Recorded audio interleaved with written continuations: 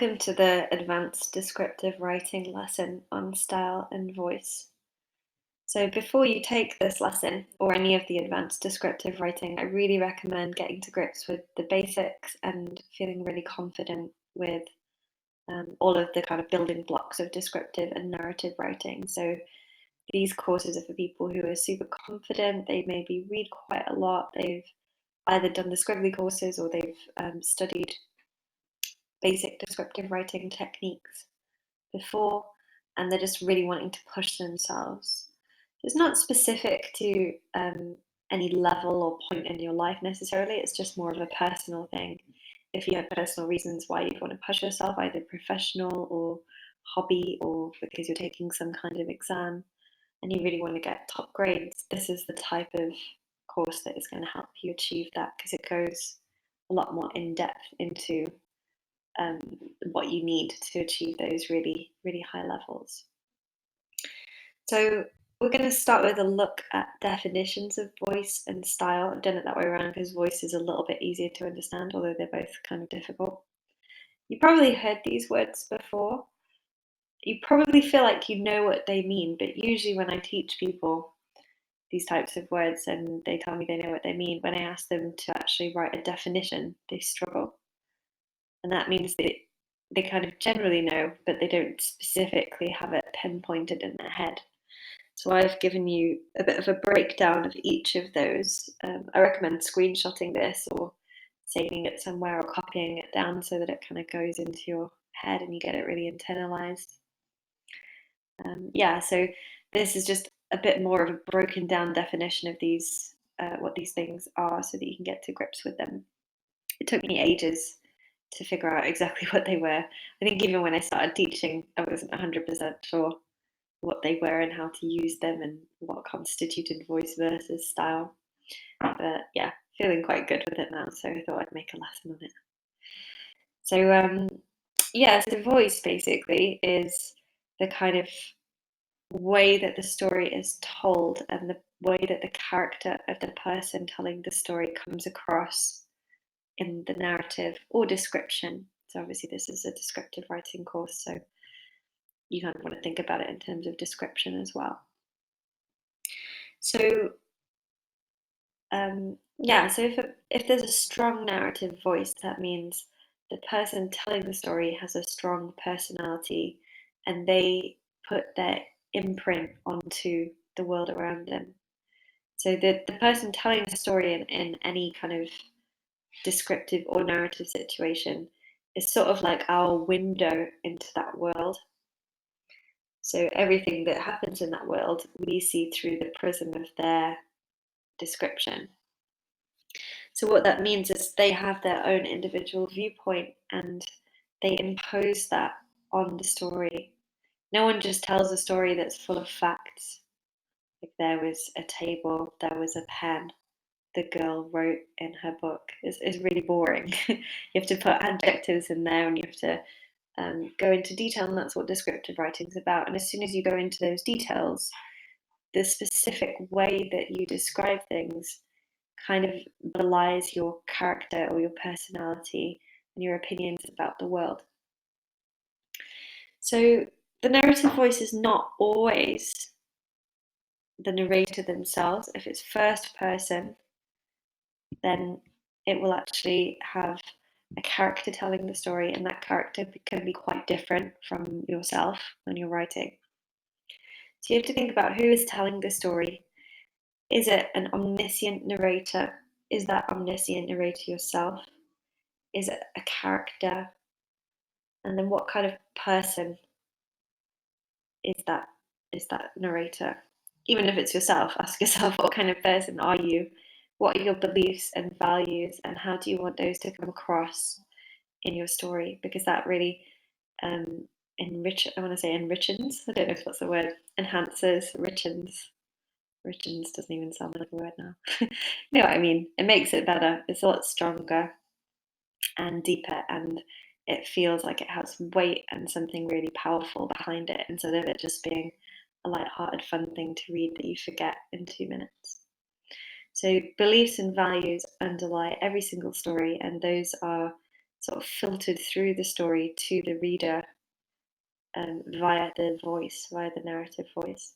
So if you think of it that way, it's easier, I think, to write in a more detailed, kind of complex way and to get real kind of weight out of your stories or your descriptions. So you want to start out with using a narrator that approximates your own voice, because that's the easiest, because you're really used to your own internal conscience and your own processing. So when you go through the world, your head will constantly be giving yourself kind of comments on whether it's appropriate, whether something went well or not, or whether you like the situation you're in or not. My head's constantly talking to itself, and I'm sure most people have a similar thing going on. So basically, you tap into that conscience or that sort of internal monologue with your own mind. I'm not sure what else to call it. Hopefully, you know what I mean by that. Just the kind of chatter in your head when you're thinking about things. Tap into that. That's sort of like your narrative voice, or that's what I think of as a narrative voice.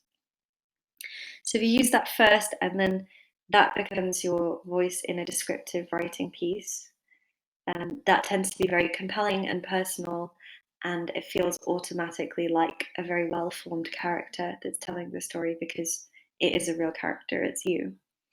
So that's a good way to start. And then when you feel quite confident with that, you can branch out into trying some first person narrations, which means you're writing from the point of view of a character. Usually that is not yourself. So they're going to have different beliefs, different experiences to you, and that's going to make them behave differently and maybe speak differently as well. And different types of third person. So third person does use a voice. It's not just when you speak in character that you have a voice. All writing has this sense of voice. So hopefully that's kind of come across while I've been describing it. There's this thing called free indirect discourse, which if you're aiming for really kind of refined writing, is a very good technique to look into. Difficult to do at first and difficult to identify, but when you can do it, it makes your writing really, really strong. And it's basically when the character's thoughts and feelings come across during the description, so during the prose, not only in the speech. A good writer to look for free and direct discourse is Jane Austen. She's not my favourite writer personally, but she's a really good technical writer, and she uses a lot of free and direct discourse in things like Pride and Prejudice and so on. A lot of kids' novels as well, like teen novels, tend to use free and direct discourse. So you can read something quite light-hearted sometimes, and it will be full of actually quite complex techniques, which I'm always impressed by. There's this series that I'm reading called the Chrestomanci series by Diana Wynne Jones. I read it when I was a kid loads, and I loved it. And then I didn't read it for, I don't know, at least 10 years, maybe longer.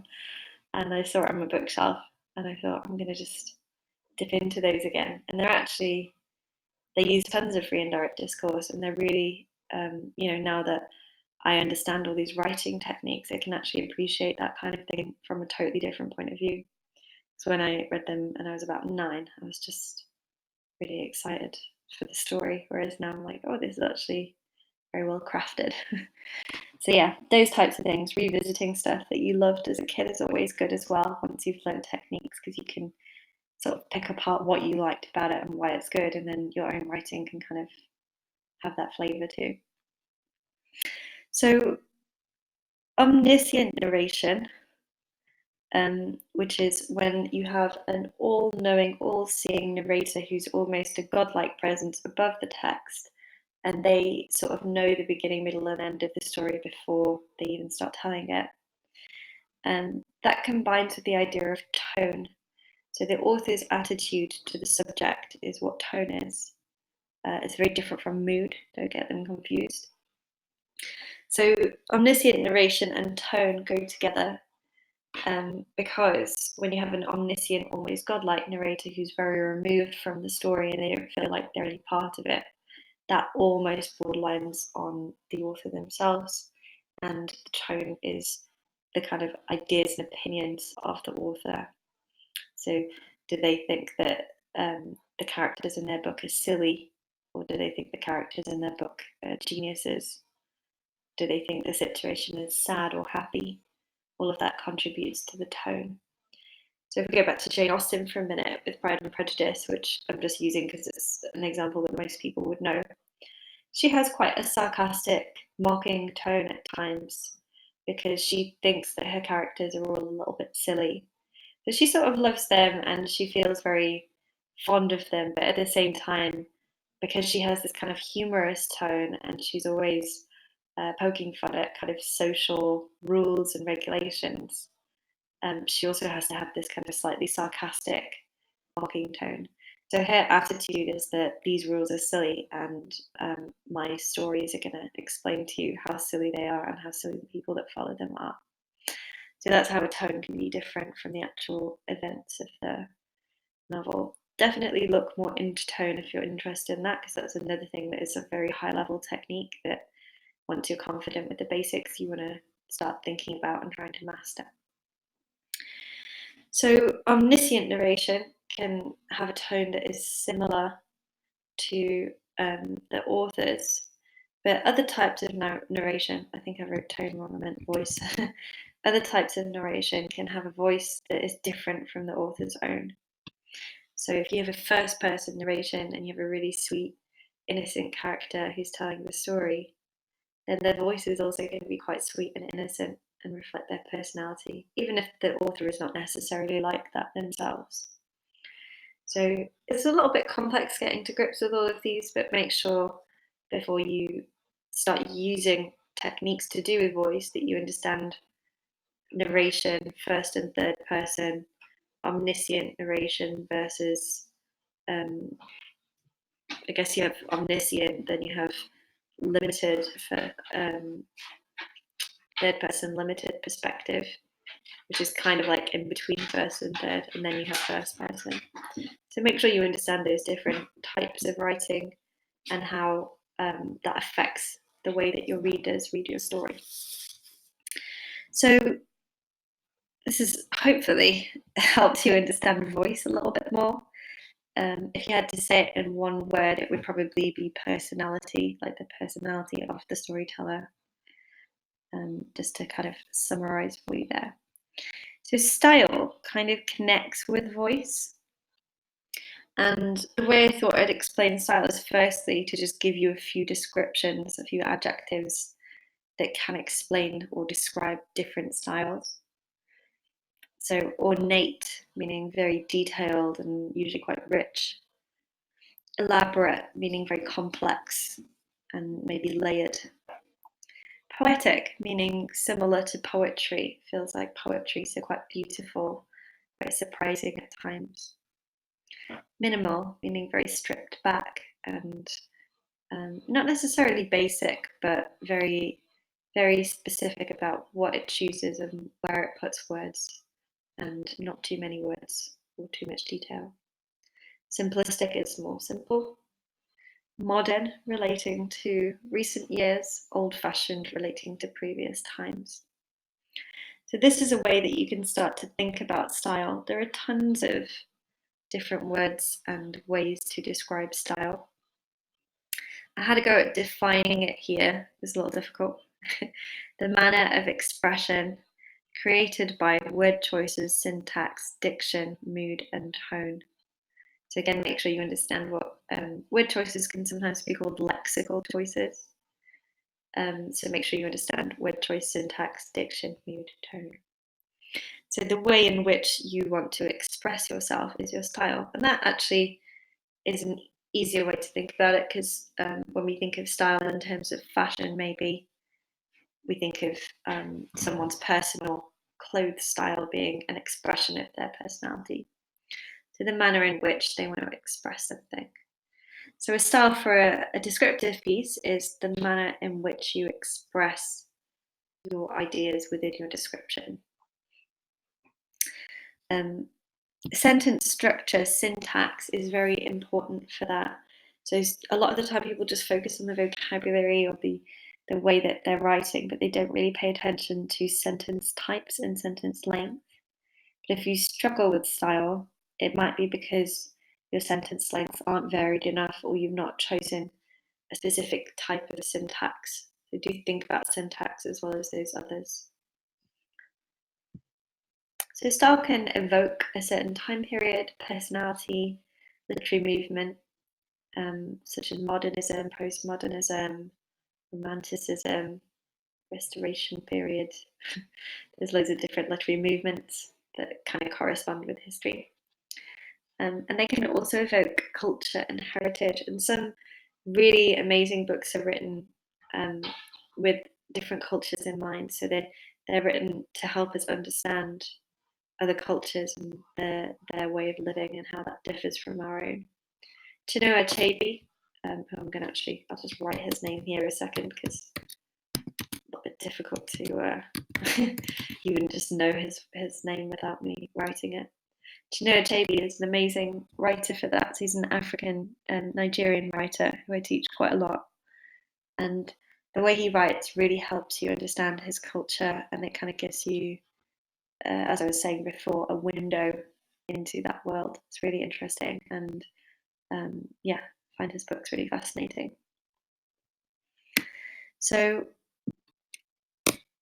final note on style is personal to you.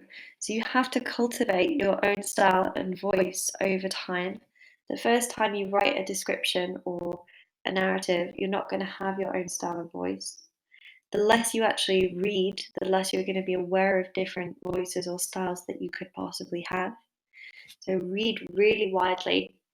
I just read tons of stuff from all different genres, and as long as they're well written and the stories are interesting, I don't really care if it's old or new or sci-fi or romance or history or whatever, really. Most people tend to sort of stick to their own thing that they like. Like if you like Harry Potter, you probably read magical stuff and maybe sci-fi, and that's it. And you might not branch out into other genres, but it's important to read widely, read outside your comfort zone, and get used to a range of styles and voices, because that will help you decide what clicks with you and what suits you and your style. So, especially for really advanced writing, high level writing, this is crucial. You can't really do anything with your writing on a large scale or do anything kind of grand with your writing or achieve really high grades with your writing unless it has this clear style and this clear voice. So I spent quite a lot of time on those, but my intentions with those is that now I've rambled loads, you're going to feel like you do understand what those are more and how to do them, and you're feeling quite motivated, I hope, to sort of figure out what is your personal voice and style. It's quite an interesting journey you go on because it's almost like self-development, like you're trying to find out what is the core of your own belief systems and your own character, who are you as a person. And then it gets even more interesting when you start trying to do that with characters that you've created that are not yourself. You know, who are they as a person? So it is a fun thing to do, I find. It might seem sort of daunting at first, but you can sort of start with a basic style, but you can try, like, maybe just pick something like I'm going to do a minimal style and I'll write a description in it and see how it feels, if that feels natural to me, or I'm going to write an ornate style, see how that feels. So you can just sort of try on different style hats, as it were, as well, and sort of different aspects of your voice too. So play around with those with your descriptive writing, and they're really, really crucial, and they need they need you to be focused on them and aware of them for them to develop properly. Like if you didn't really know what they were, or you sort of ignored them, your writing would never have that really kind of like sharp, strong kind of impression that really good writing has on people. So that concludes the first half of this lesson. You're welcome to pause now and watch the other half later. The other half is going to be an analysis of writers' styles. So we're going to look at some extracts and we're going to sort of pick them apart to try and figure out what creates their style and their voice. So if you feel like this is enough to be getting on with and you want to have a go at practicing that in your own writing, by all means go away and do that now, because that will sort of spur you on to develop your own style and voice. If you feel like you're still not 100% confident with what style and voice are, you need a bit more time, you're welcome to stay with me and look at these extracts together so that we can kind of put it into practice a bit more, figuring out what is a style and a voice. So I'll just pause a couple of seconds in case anyone wants to hear.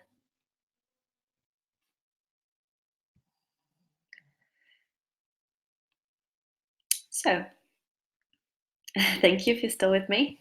We're going to move on to some extracts. So I've chosen 3 extracts from 3 of my all-time favorite books ever, and they're really, really different styles and they're totally different time periods. So one is really recent, one is the 1920s, another one is the 1880s.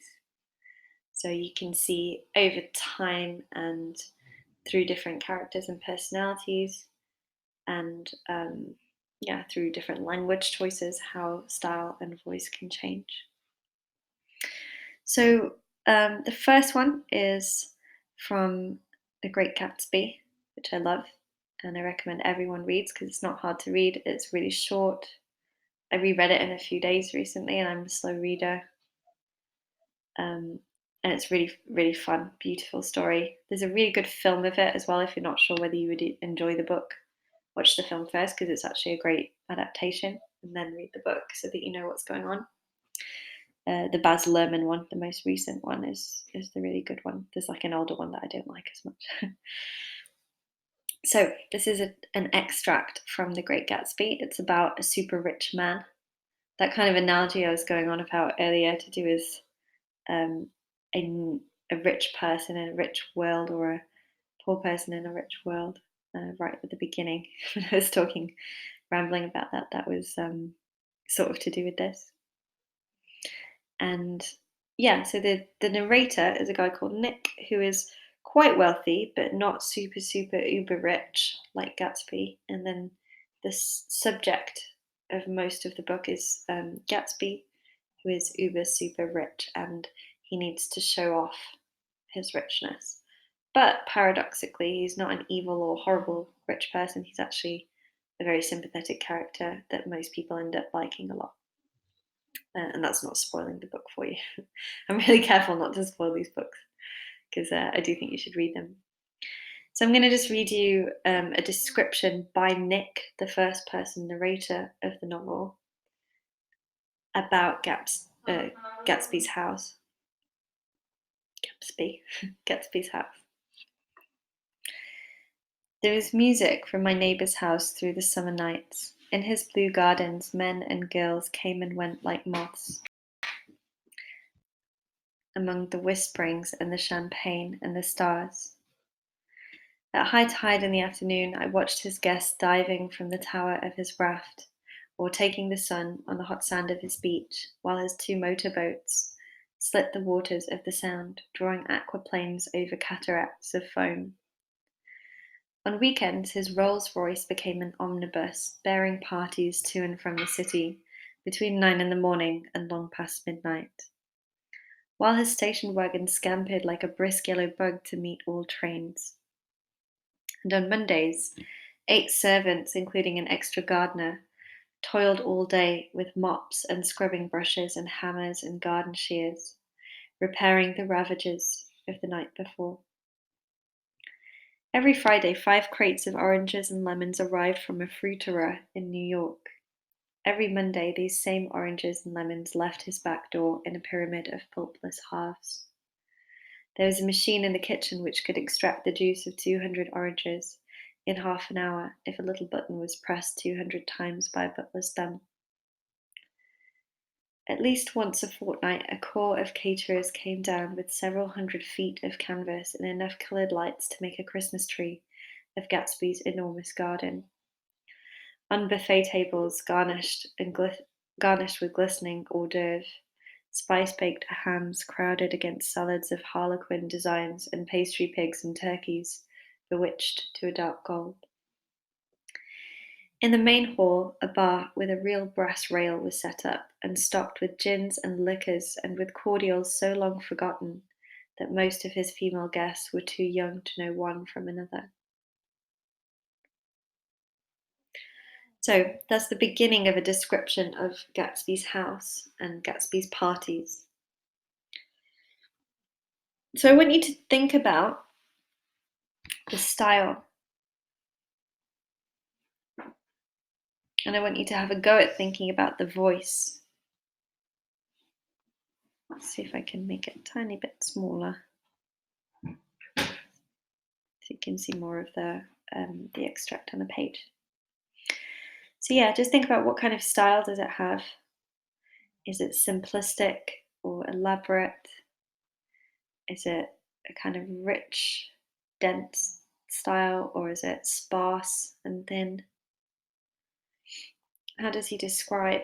Think about specific word choices that might create that style, or layering of adjectives. Once you've identified the style, you can use a few words to describe the style as well. You don't just have to use one. I want you to think about the voice. What is the personality of the narrator? So Nick, does he like Gatsby? Does he not like Gatsby?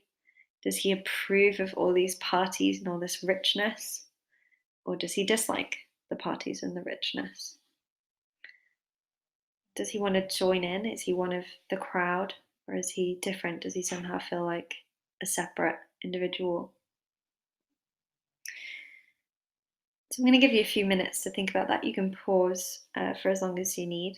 I recommend spending no more than 5 minutes on it, really. But yeah, think about the words. Try and find specific words, specific types of syntax, so long or short sentences, and think about how that creates style.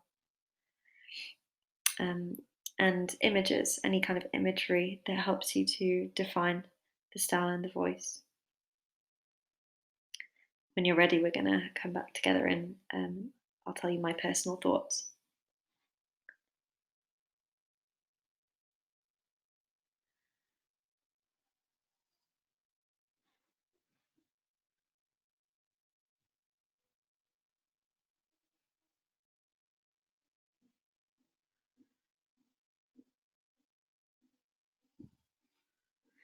So hopefully you've got some ideas about style and voice. If you're still finding it a little difficult, don't worry. It just takes practice.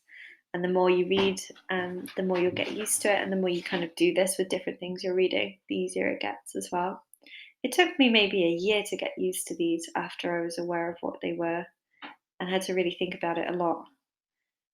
If you're the kind of person who's doing any kind of literature exams, style and voice are considered extremely high things to analyze. So this is actually useful as well for essays and literature exams and analysis of text, because they're considered very difficult. So what I get from it personally, obviously I'm kind of cheating because I've read the book and I set the course. So this is my personal take on it, although I've thought about it longer than you guys, is that Nick is, in terms of his voice, he has a kind of quite respectful but also shocked and slightly critical voice. So he's kind of in awe of Gatsby, and he's really shocked by how much Gatsby does with his parties and how much detail he goes to in terms of making sure everyone has a good time. He brings them in not just like on a random car, but fancy cars that are very expensive. And cars themselves were really rare at this time, given the fact that it's written in the 20s, they'd only just been invented. And then he has all these oranges and lemons, and he has these beautiful gardens, and he has this huge buffet table. So all of this is quite impressive, and it gives the sort of character or the idea that Nick's voice is kind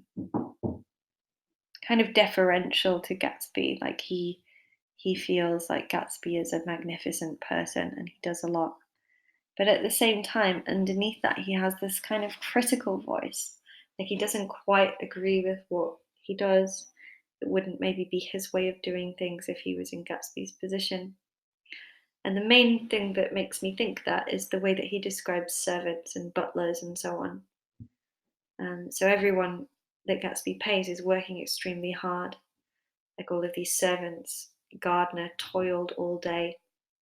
The word toil suggests very difficult and not enjoyable work.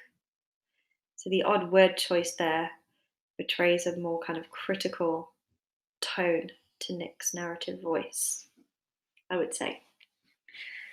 So I feel like Nick thinks he's kind of inferior to Gatsby.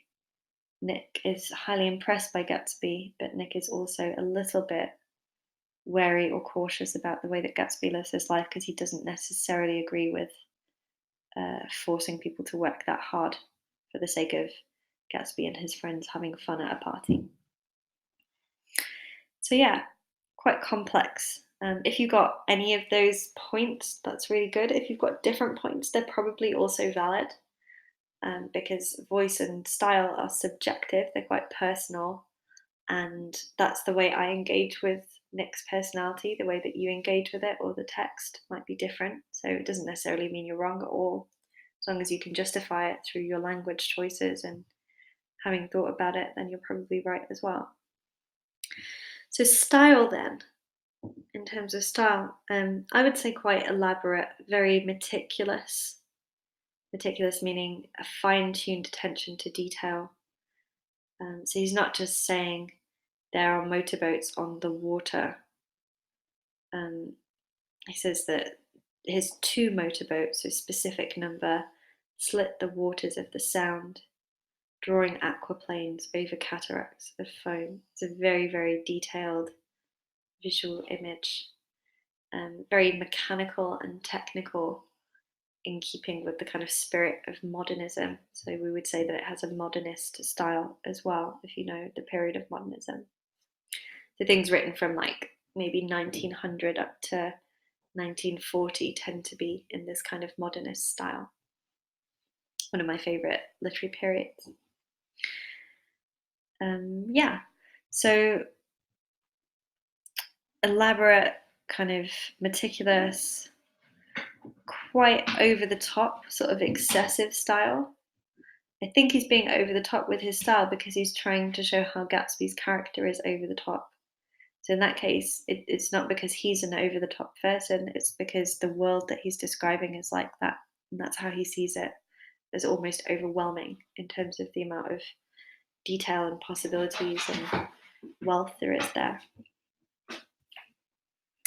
So again, if you've got different ideas about style, that would be probably equally valid as long as you can justify them with the vocab choices.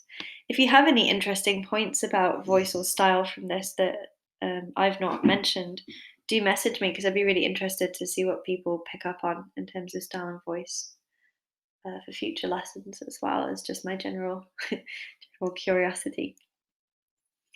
So so hopefully you enjoyed The Great Gatsby and you found that kind of interesting. And you did find it a little bit confusing and overwhelming and maybe had to read it a couple of times. Most people have shown that do have to read it a few times to kind of fully see all of the detail that's going on there. And that's part of the point, I think, of the extract. Good. So we're going to move on to something totally different now. You may have studied this at some point, really famous novel or novella from the Victorian period, The Strange Case of Dr. Jekyll and Mr Hyde by Robert Louis Stevenson. He's an amazing writer, so worth reading his books if you come across them. I used to love Treasure Island as a kid. That was my favourite, I think. Really scary, but really, really good. About pirates and things. Hence the name. And The Strange Case of Dr. Jekyll and Mr Hyde, if you've not read it, is the perfect book to get used to Victorian style writing because it's only 10 chapters. He wrote it in a frenzy over 3 days. So it's quite complex how it's written, but it's very, very short and the story moves so quickly and you could probably read it in a day if you wanted to. So super good one to get used to if you have some need to kind of understand Victorian writing, or if you find it difficult and you'd like to kind of improve your ability to read it. Strange Case of Dr. Jekyll and Mr Hyde is the best one. I'm probably going to just call it Jekyll and Hyde from now on because that is a very long title and kind of unnecessary. It's sort of got its own purpose, but yeah, I normally just call this book Jekyll and Hyde, so I'm going to just call it Jekyll and Hyde. So I'll just read the extract now, and then we'll think about voice and style. "We have common friends," said Mr. Utterson. "Common friends," echoed Mr. Hyde, a little hoarsely. "Who are they?" "Jekyll, for instance," said the lawyer. "He never told you," cried Mr. Hyde, with a flush of anger. "I did not think he would have lied." "Come," said Mr. Utterson, "that is not fitting language." The other snarled aloud into a savage laugh, and the next moment, with extraordinary quickness, he had unlocked the door and disappeared into the house. The lawyer stood a while, when Mr. Hyde had left him, the picture of disquietude. Then he began slowly to mount the street, pausing every step or two and putting his hand to his brow, like a man in mental perplexity. The problem he was thus debating as he walked was one of a class that is rarely solved. Mr. Hyde was pale and dwarfish. He gave an impression of deformity without any nameable malformation. He had a displeasing smile. He had borne himself to the lawyer with a sort of murderous mixture of timidity and boldness, and he spoke with a husky, whispering, and somewhat broken voice.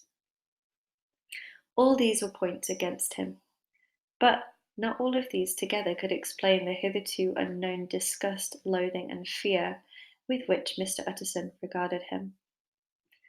"There must be something else," said the perplexed gentleman. "There is something more, if I could find a name for it.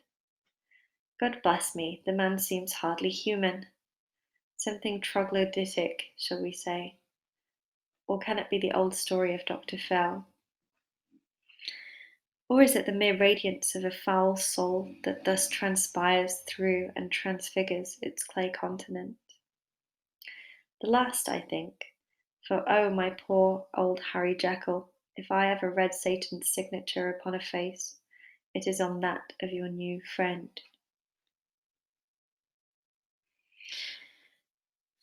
A little bit tongue twisty to read Victorian writing because they use some very complex words. They really wanted to push the boundaries of civilization and make us as refined and as advanced as we could be as human beings. And part of that was learning and using and sometimes even developing very complex language and language structures. So all Victorian style has kind of the odd difficult word in it, which I personally love because I really like my vocabulary being challenged and I'm always trying to learn new words because I find them interesting. So, Victorian writing is a perfect thing to read if you're wanting to improve your vocabulary or kind of expand your style to become more elaborate. Yeah. So, just as a kind of recap, if you're not sure about the story of Jekyll and Hyde and you've only vaguely heard of it or not, I'm not sure anyone's never heard of it, but if you haven't ever heard of it, I'll explain the backstory as well. So, Utterson is sort of the main character of the story, and he's a lawyer, and he sort of takes the role of an investigator because he's got this really good friend, Jekyll, and they've been friends since they were really young. Jekyll's a doctor, Utterson's a lawyer, so they're both in very respectable Victorian professions. And yeah, and his really good friend, something weird happens with him, and he starts acting really strange. And then when he investigates, he uncovers that Jekyll's somehow tied up with Mr. Hyde. And yeah, definitely won't ruin the story for you because there's a huge, very clever twist to it. But yeah, at this point, Utterson is trying to figure out who is Hyde, how does he know Jekyll, and what is going on? Like, who is this crazy man? So, we're not looking for characterization. So, we're not looking for what is Hyde like, what is Utterson like. What we're looking for is style and voice. So, when you do the voice on this one, you need to think what is the narrative voice, in this case, third person. So, what is the attitude of the writer, of the narrator to the story? And then when you think about style, you can also look at syntax, so the sentence types and sentence lengths. You'll notice that they're quite different from modern writing, as well as the unusual vocabulary choices. So you can pause now and spend some time thinking about style and voice in this one.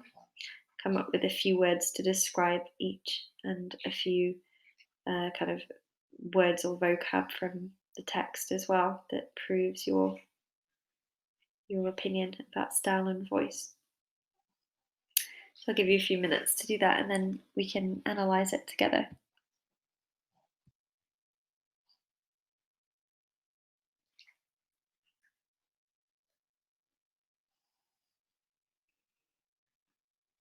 So if I start then with style, it has, I kind of mentioned this word already, but yeah, an elaborate style, a very detailed style, um, almost kind of baroque, which means like really over the top and rich and detailed. Because of the unusual Victorian syntax, so the way that they use turns of phrase, or the fact that the sentences are super long with loads of semicolons and colons and extra clauses and dashes and so on. All of that kind of like deepens and strengthens the complexity of the language. So things like, let me just see if I can find. The problem he was thus debating as he walked was one of a class that is rarely solved. If we had that same idea in a modern text, it would probably be something like, he found it hard to solve this kind of problem. So you'd see that the idea is there, the word problem and solved is still there, but the syntax, the way that concept is structured, or the diction, we could say, is yeah, quite different for a Victorian novel. So yeah, very detailed, very elaborate, in keeping with the Victorian people and the way that their culture was, the way that their beliefs worked. So to show that they're educated, to show that they're refined, and so on. Yeah, so with your style, you should have got something like a complex style or an elaborate style or a very rich style. You might get something like a pretentious style if you don't like this kind of thing. You might interpret it as pretentious or excessive, like over the top, unnecessary words, and it just goes on for too long. Sometimes people, if they don't have a good, if you don't like Victorian style, then that might be your gut impression, and that's okay as well because it's important to figure out what you don't like as well as what you do and why. That helps you develop your own style. Like I say, Jane Austen is not my favorite. So when I was talking about her earlier, even though she's supposed to be amazing, and loads of my favorite writers loved her, and she was one of their favorite writers, I just can't click with her personally. So yeah, totally fine to not like everything you read. I personally love this and think it's really kind of interesting and quite gripping the way it's written.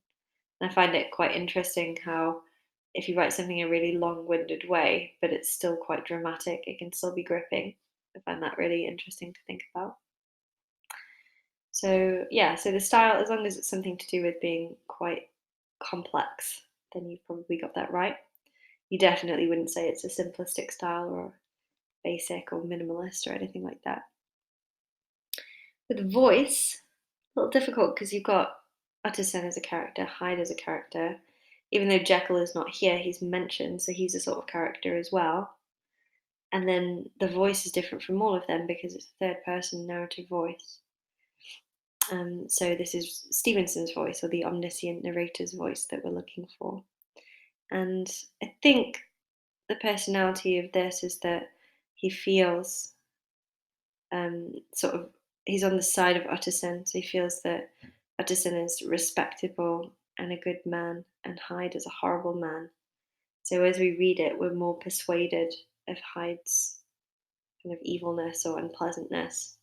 We're more persuaded of Utterson's goodness, and because Utterson's the hero, we want him to succeed. You can see that as almost all Victorians were, that Stevenson's religious the way he's describing things as well, because he's talking about Satan at the end, and a soul. The mere radiance of a foul soul that transpires through and transfigures its clay continent is kind of a reference to the Bible. So it's sort of talking about the idea that Christians thought that we were made of clay, and that's how we kind of came from the earth, and that we were sort of formed by God out of clay. So it's talking about how we have souls inside us, and how that can kind of if we have a horrible soul, it can kind of disfigure our clay face. So our expressions and our appearance can be corrupted by our soul if our soul is corrupt. So that's an important idea in Victorian times that links with Victorian values that we don't really have anymore in modern day. But you can see that that sort of fits Stevenson and the narrative voice into the Victorian style. That kind of idea where they think appearance reflects reality. So, slight ramble there, but hopefully you got to grips with both of those, and you had something kind of similar to me with style and voice. And hopefully you do enjoy Victorian writing and want to read more of it, because it's great, and I think more people should read it. I find it really interesting. So we're going to go to our final one now, something a lot lighter and easier. Save this one to last. So this is probably my favorite living writer. She's amazing. She only writes one book every 10 years, so read them, because she's not going to write that many in her lifetime. They're always quite big, so they take you a little while, but they're written in quite a simple and clear way. And when you think about style and word choices and syntax in this one, you're going to feel that it's quite different. So it is a first-person narration as well, like Gatsby, but the thing I picked from it is sort of in third person, as with Gatsby. So within the context of the narrative, this would be from a personal narrative voice who's telling a story. So I'm going to read you the prologue then. The snow in the mountains was melting, and Bunny had been dead for several weeks before we came to understand the gravity of our situation. He'd been dead for 10 days before they found him, you know. It was one of the biggest manhunts in Vermont history. State troopers, the FBI, even an army helicopter. The college closed. The dye factory in Hamden shut down. People coming from New Hampshire, upstate New York, as far away as Boston. It's difficult to believe that Henry's modest plan could have worked so well despite these unforeseen events. We hadn't intended to hide the body where it couldn't be found. In fact, we hadn't hidden it at all, but had simply left it where it fell, in hopes that some luckless passerby would stumble over it before anyone even noticed he was missing. This was a tale that told itself simply and well. The loose rocks, the body at the bottom of the ravine with a clean break in the neck, and the muddy skid marks of dug-in heels pointing the way down. A hiking accident, no more, no less. And it might have been left at that, at quiet tears and a small funeral, had it not been for the snow that fell that night. It covered him without a trace, and 10 days later, when the thaw finally came, the state troopers and the FBI and the searchers from town all saw that they had been walking back and forth over his body until the snow above it was packed down like ice. So, think about your style, think about your voice. It should start to feel a bit easier by now, now that you've done this kind of with 3. And obviously, you can infinitely repeat this type of exercise until you feel very confident, and go back to the initial definitions that we looked at if you're not sure. So, yeah, I'll give you a few minutes to think about style and voice, and then we can assess together.